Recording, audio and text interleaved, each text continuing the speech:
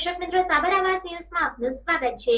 કાનડા ગામે ગુજરાત સરકાર દ્વારા બનાવેલ પ્રાથમિક શાળાના નવીન મકાનનું લોકાર્પણ સાબરકાંઠાના સાંસદ અને હિંમતનગરના ધારાસભ્ય દ્વારા કરવામાં આવ્યું। કાનડા ગામે ગુજરાત સરકાર દ્વારા 40 લાખના ખર્ચે બનેલ પ્રાથમિક શાળાના નવીન મકાનનું લોકાર્પણ સાબરકાંઠા સાંસદ શોભનાબેન મહેન્દ્રસિંહ બારૈયા અને હિંમતનગરના ધારાસભ્ય વી.ડી. ઝાલા સાહેબના વરદ હસ્તે કરવામાં આવ્યું, જેમાં ગ્રામજનો તેમજ એસએમસી સમિતિ અને શાળા પરિવાર દ્વારા ગણેશ ચતુર્થીના પવિત્ર દિવસે સત્યનારાયણ કથાનું આયોજન કરવામાં આવ્યું હતું। આ કાર્યક્રમમાં પાર્ટીના હોદ્દેદારો અને ચૂંટાયેલા પ્રતિનિધિઓ, સરપંચ, શાળાના આચાર્ય, શિક્ષકગણ, ગ્રામજનો અને મોટી સંખ્યામાં વિદ્યાર્થીઓ હાજર રહ્યા હતા। રિપોર્ટર મિનેશભાઈ વ્યાસ, તલોદ।